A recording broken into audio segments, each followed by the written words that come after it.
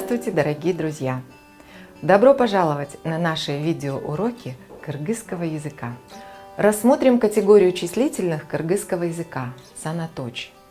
Числительные в кыргызском языке подразделяются на количественные, порядковые и собирательные.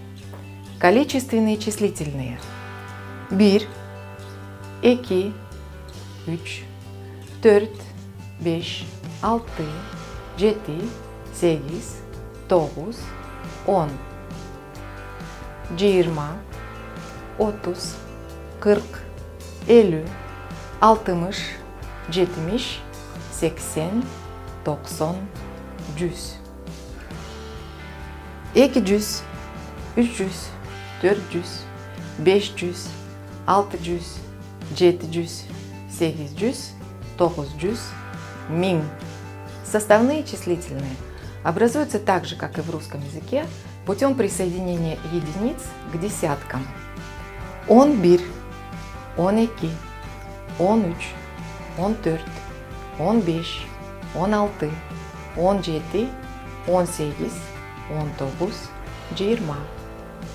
Жыйырма беш, отуз алты. Составные числительные, состоящие из сотен, десятков и единиц, образуются так же, как и в русском языке. Сначала называются сотни, потом десятки и единицы. Например, 356,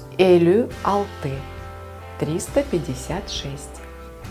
Мисалы: менин уулум 9 жашта, моему сыну 9 лет.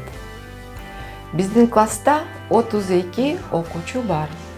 В нашем классе есть 32 ученика. Менин үй бүлөмдө 5 киши бар. В моей семье 5 человек.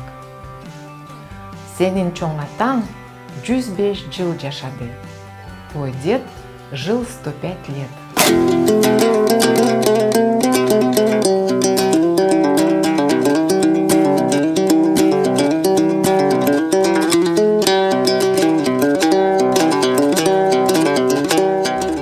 Порядковые числительные образуются от количественных числительных при помощи окончаний нчи, нчи, нчу, нчу, если основа заканчивается на гласную. Например, алты – 6, алтынчи – 6, элүү – 50, элүүнчү – 50. Если же основа количественного числительного заканчивается на согласную, то порядковое числительное от него образуется при помощи окончаний ынчи, инчи, унчу, инчу. Например, тогуз – 9, тогузунчу – 9, сегиз – 8, сегизинчи – 8.